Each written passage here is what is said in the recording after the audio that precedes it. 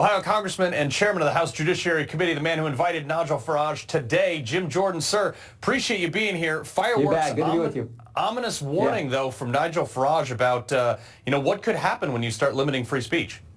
Yeah, I mean, Carl, remember in the Biden administration a couple years ago that they tried to set up, well, they actually did. They set it up, the Disinformation Governance Board, as if a bunch of bureaucrats can tell you what you can say, what you can tweet, what you can post, what you can read, what's misinformation, disinformation, malinformation, a whole new term, malinformation. So they tried to do that, and a bunch of us, you and a bunch of others, we all raised a big issue about this, and we got that disbanded, thank goodness. Yeah. Well, now Europe has done, in essence, the same thing.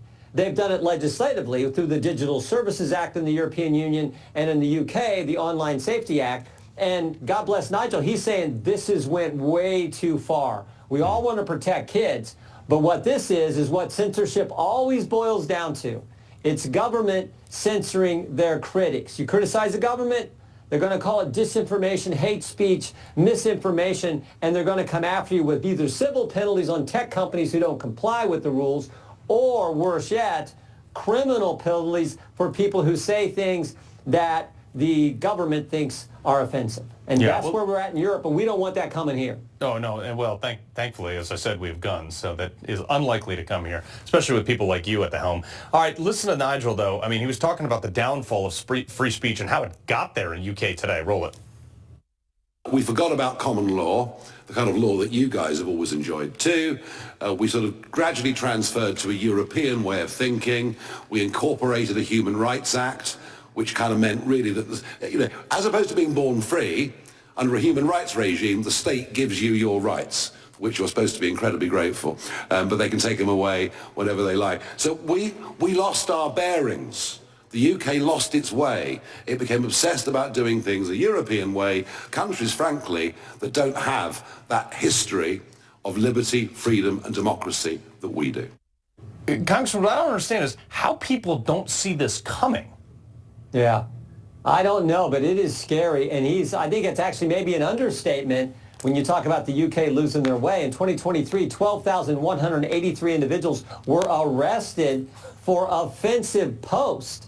Things they said, for goodness. There's no direct saying that these cause some kind of violence or incitement to violence or, that kind of thing. Just offensive posts. They were arrested. And of course, we have just in the last couple days, the comedian who is Irish, when he was in the United States, posted something that some people found offensive, and he flies to UK, lands at Heathrow, and he gets arrested. So an Irishman for posting something in America gets arrested in England or in the UK for something that some people found offensive. Yeah. And he's a comedian, for goodness sake. That's how ridiculous it gets. And here's the scary part. It can apply to Americans. We already had the letter from the guy in the EU who sent Elon Musk a letter last August and said to Elon Musk, hey, we know you're going to be talking to the president in an interview. This is during the election, in an interview coming up on the platform X, your platform. So they write to an American about an American company, about an American election, and they say the reason we're writing is about events because there's comments about events that took place in the UK, which is a non-European Union country. So this is Europe trying to police everyone. It already has impacted Americans and American companies like X. Yeah. Pound sand comes to mind when I think about that. I'm just never going to go to Great Britain ever. They'll throw me in jail as soon as I get off the plane. Congressman Jim Jordan, I appreciate you bringing all this to light today. Thanks for all your good work, Carl. Take care.